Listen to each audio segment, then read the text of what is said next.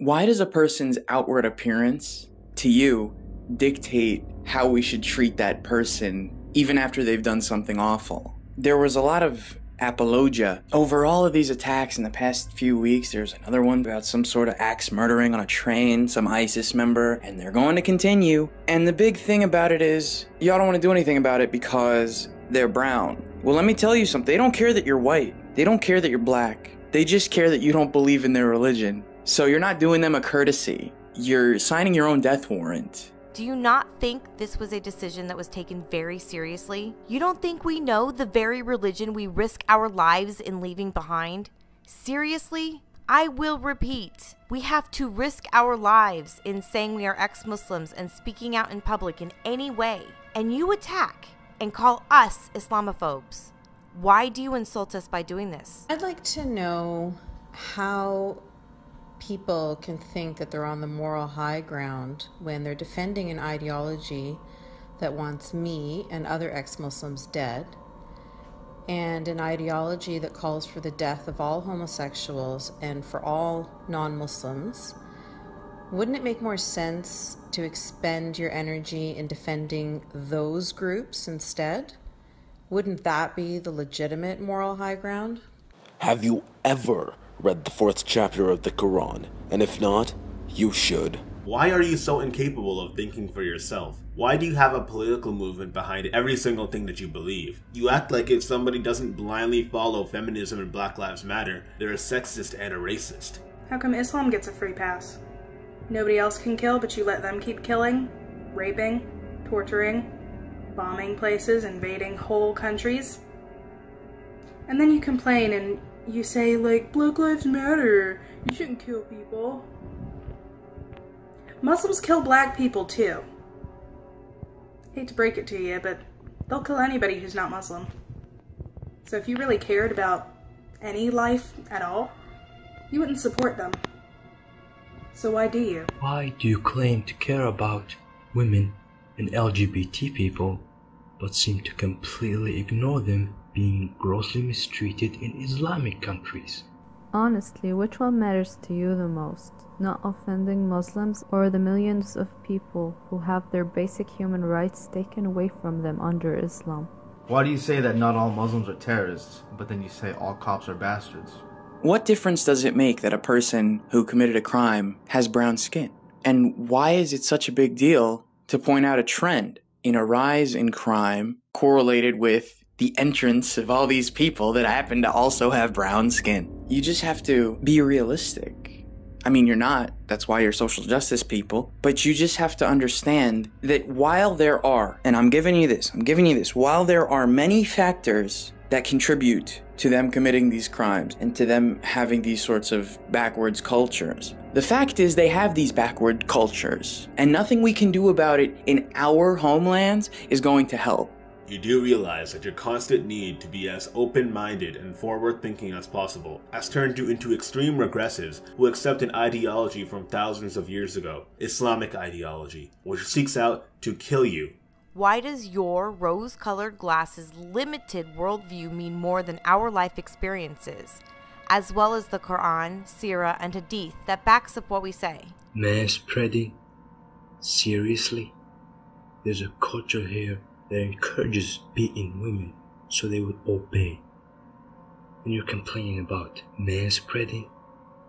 Why do you always talk about the wage gap but completely ignore the fact that women inherit half of what men inherit in Islam? When you hear that a terrorist attack has occurred, what's the first religion that springs up to mind? Come on. Go ahead. You can say it. Why do you condemn Christianity for being homophobic but not Islam? Why do all of you claim that there is nothing violent written in the Quran? I could pull out 10 different references to violence. And not towards people who deserve it, not towards people who have it coming, at least on your own standards, hopefully, towards people who don't believe in their beliefs.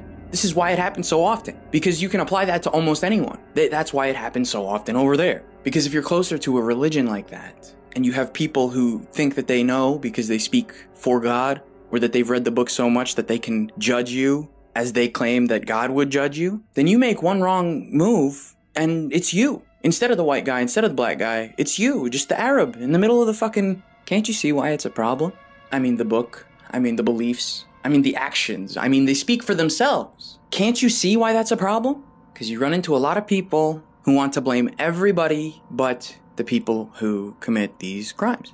And the only thing we're doing, we're placing bets. We're saying that this country, this region of the world, has a certain belief system that has a history of fucking things up for other people. So what we're gonna do is we're gonna say, how about not? How about if you're gonna do that, stay in your own lane? You guys like that phrase, stay in your lane, that whole thing. So why don't we let them stay in their lane? We've got a certain set of ways that we do things around here, and that's probably how it should go. Because we don't have axe-murdering extremists on trains, harassment parties where we just walk around and touch women in the middle of the street. We don't do that here. So if you're going to do that, you're going to stay right over there. Why do you criticize and make fun of Christianity, but not the world's most destructive religion, Islam? Why am I not allowed to speak out against the Islamic headscarf because I'm a man? Why is it that criticizing Islam or Muslims is hate speech, but the hateful Quranic verses are not? Is it the brown skin thing? Is that it? Are you guys so shallow? Is that really all it is? I couldn't possibly guess what else it could be. You obviously don't agree with their beliefs. Most of you are atheists. So what could it be? I mean, it has to be the brown skin thing. I'm an ex-Muslim. And I'm an ex-Muslim woman who had to live underground and run away from everything I knew to escape an abusive marriage. I had to spend years working with 3 different branches of the federal government to get my child back just so I could see her, hold her, hear her voice again, hug her. Because you see, under Islamic marital laws as a woman, I don't have any rights to my own children in the event of a divorce. Actually, for all the propaganda to the contrary, I can't actually get a divorce unless my husband grants me one. Under Islam, I can ask for a divorce from the man who nearly killed me 4 separate times, and he can simply say no. And then I'm forced to live with the man who can beat me, rape me, imprison me, and essentially do whatever he wants to me, including force me to undergo female genital mutilations, lashings, and stonings at his behest, and I cannot escape him. I don't often talk about what I had to endure, but for you, I'll make an exception. Because of the refusal of women's shelters, abuse services, and even hotlines not to get involved with a Muslim marriage in 4 different states, mind you, I never left the United States. I was forced back to my rapist, forced to live every day with the man who cost me a child because he beat me so badly. He raped me, spat upon me, cursed me. It's a miracle that I'm alive, but that's no thanks to you or your ideological prostitution to the beliefs that trapped me there. You see, we ex-Muslims, when we talk, we try to warn you. We try to help you see the truth and to protect not only people like me who have had to claw our way out of this, but the millions still trapped there who don't have the opportunity to speak. We talk to you because you seem like you want to understand and like you want to help. But in the end, you turn a blind eye to us and you call us bigots, Islamophobes, hateful, ignorant, and disgusting. The same people who live every moment of our lives looking over our shoulders for the ones who will kill us. We are the ones you ignore in favor of those who are sworn to kill us. So I suppose really what my question is when people have been murdered, victimized, sold into slavery, raped to death, yes, raped until they died from their injuries, held hostage from their families in foreign lands, imprisoned by their families, beaten, permanently scarred, and even permanently maimed by those Muslims who adhere to the ideology that you so staunchly and ardently defend, an ideology that Hitler absolutely loved, I wonder why you don't ask yourself, are you literally Hitler? Are you yourself literally a Nazi? Because if you support and defend Islam, you support and defend Nazi ideology. صليل الصوارم نشيد الأباء ودرب القتال طريق الحياة فبين اقتحام يبيد الطغاة وكتيم صوت جميل صدى صليل الصوارم نشيد الأباء يبيد الطغاة وكتيم صوت جميل صدى. Hey, I actually have a couple of questions. Is that cool? Okay? Yeah? Yeah, they tell me it's cool. Okay, first, do you think that Islam is just another religion like any religion? If you do, then I'm afraid I have some bad news. You're a fucking idiot. Don't get alarmed. It's about to get a whole lot worse, so just sit tight. Let me rescue you from a lifetime of stupidity by telling you that Islam is not just a religion like any other. It's a whole doctrine. It's a way of life designed to control every aspect of a Muslim's life, which incidentally Islam thinks everyone should be. That's the plan. That's the end goal. For peace to be on earth, everyone should be a Muslim. Or, you know, fucking dead. For example, have you ever heard of Christian banks? No? That's okay. Islam got you covered. Islamic banking is a huge deal. It's a very big industry. I don't have time to explain what's the difference between normal banks and Islamic ones, but it has to do with the interest rates and how they're calculated and named and stuff. But at the end of the day, it's a bullshit system. That's all you need to know. Islam have a system for everything in life. How to eat, what to eat, who to marry, how to shower, how to fuck your sad wife, how to wipe your own ass. Yeah, seriously, look it up. Islam is a religious, social, and political system designed carefully to control, manage, and decide every decision you make as a Muslim, every waking and even sleeping hour of your life. And its ultimate goal is world domination by any means necessary, whether peacefully, politically, socially, or by force, which, let's be honest, is the easiest way. I mean, come on, if I was the Muslim Pope or the guy in charge of, I don't know, Muslimy stuff, what am I gonna do? Waste my time talking people into Islam? Be nice and all that shit? Like a fucking Christian missionary? Fuck that, that shit is for pussies. It's boom boom, shooty, stabby time. It works apparently. Sesame Street alphabet! A is for Now enough with the boring stuff. I need a favor, which brings me to my other question. Can you help me figure out my position on the victimhood hierarchy?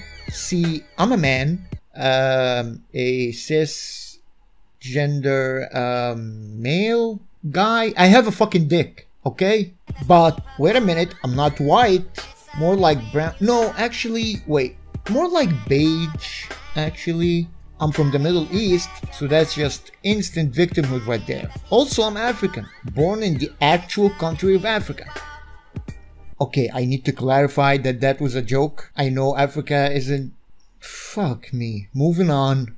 My family is Muslim. I'm not anymore, but that should at least get me some sympathy points. And my country of Egypt was raided and occupied by England and France, among others, repeatedly. You know, white people and colonialism and shit. Add that to the score. So to recap, I'm beige, Middle Eastern, I'm African, Muslim family, and white people did some shit to my ancestors or something. And for the asshole in the back screaming, but hey, you're still a straight man, I got you.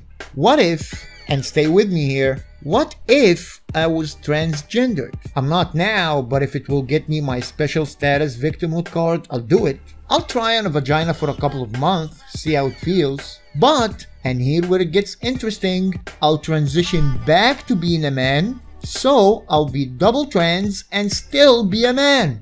Fuck, I'm a genius. Right? Right? So, when do I get to be in a BuzzFeed or an MTV video? Call me.